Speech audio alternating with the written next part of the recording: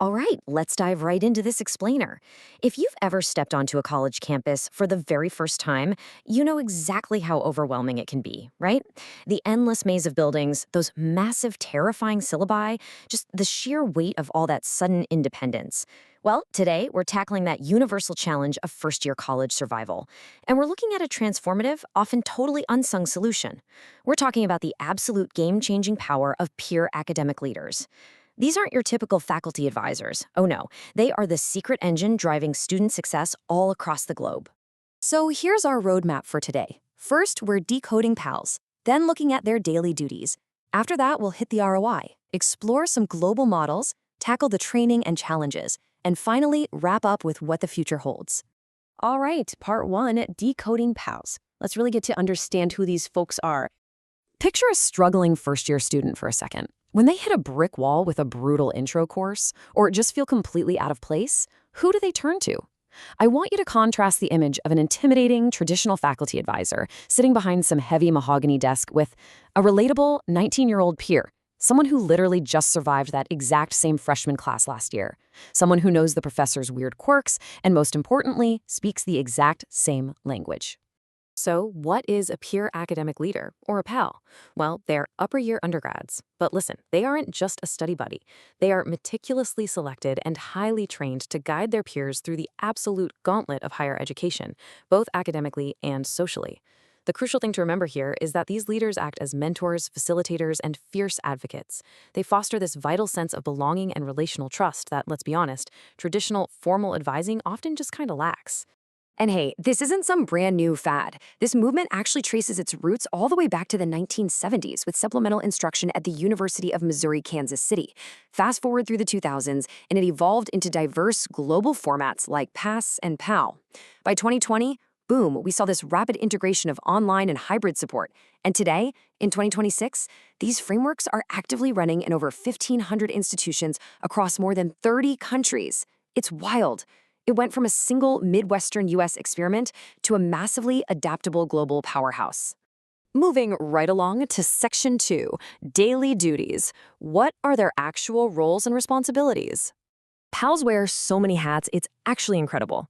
Sure, they facilitate weekly study sessions to promote collaborative problem solving, but they're also doing one-on-one mentoring, leading orientation activities, and acting as a bridge to other campus resources like counseling or career advising. They shift so fluidly from being academic tutors to emotional sounding boards. And honestly, most importantly, they model academic resilience. They share their own past failures and successes to show their mentees that, hey, bouncing back is totally possible. Okay, let's get into Section 3, the ROI, the proven benefits. Now, I want you to focus on this massive number, 20%. Studies actually show that when students participate in these peer mentoring programs, retention rates can improve by up to 20% in some cases. For underrepresented groups, first-gen and low-income students, having that peer connection significantly reduces the risk of dropping out. We're talking higher GPAs, way better pass rates in high-failure units, and massive retention bumps. That is a staggering return on investment for any university. But wait, it goes deeper than just the mentees. Check this out. 70% of peer leaders themselves report heightened persistent motivation. That's from a national survey, and it's an incredible stat because it shows this beautiful ripple effect. When a student becomes a leader, their own drive to succeed absolutely skyrockets.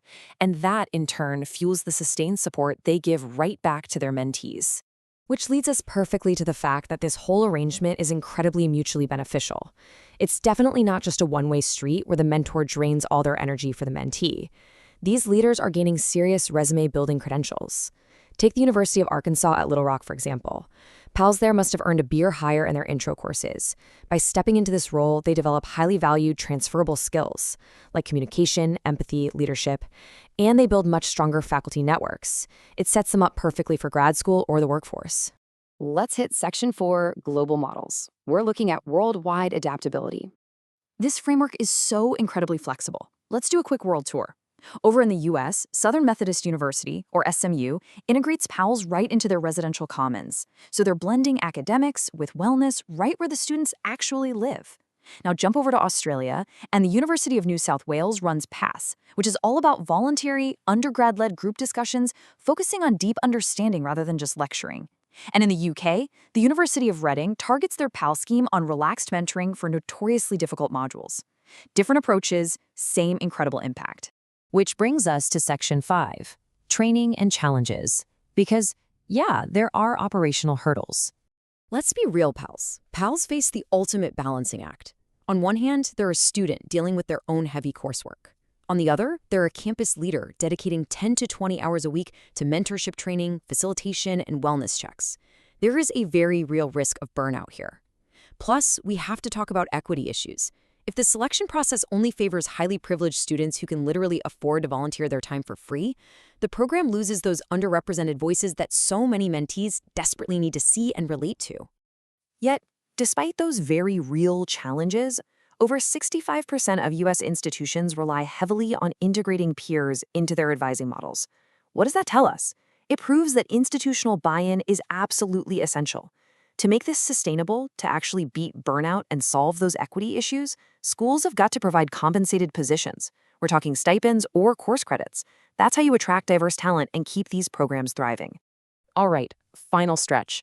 Section 6, the future. Let's look at upcoming trends.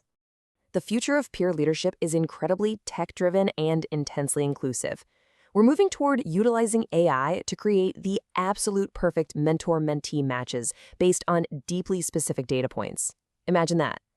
We're also seeing proactive data analytics stepping in to identify at-risk, first-gen, and non-traditional learners way before they drop out, basically stepping in before they even fail a midterm.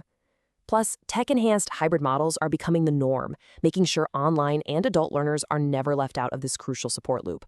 Now, because higher education is relying more and more on these retention strategies, especially amid broader enrollment declines, the stakes have literally never been higher. Administrators really need to benchmark against the best. So to properly equip these campus heroes, institutions absolutely should trust their training to the experts, specifically the Peer Academic Leader Academy by academicjobs.com. They really stand out as the premier organization to standardize, elevate, and perfectly tailor the training these incredibly important student leaders receive. It ensures your campus doesn't just launch a program, but actually sustains a highly effective one. And that brings us to our ultimate takeaway for today's explainer. By bridging the experience gap through near peers, we aren't just saving GPAs. We are boosting holistic outcomes, we're making students feel like they truly belong, and we're paying dividends far, far beyond graduation day by cultivating lifelong, highly engaged alumni networks. So, as we wrap up, I want to leave you with this crucial question to chew on. How will you champion the next generation of campus leaders? Whether you're a university administrator looking to launch a program, a future mentee needing a lifeline, or maybe a prospective pal ready to step up and guide others, the power of peer connection is just undeniable. What role are you going to play in it? Think about that as you step back onto campus, and thanks so much for joining me on this explainer.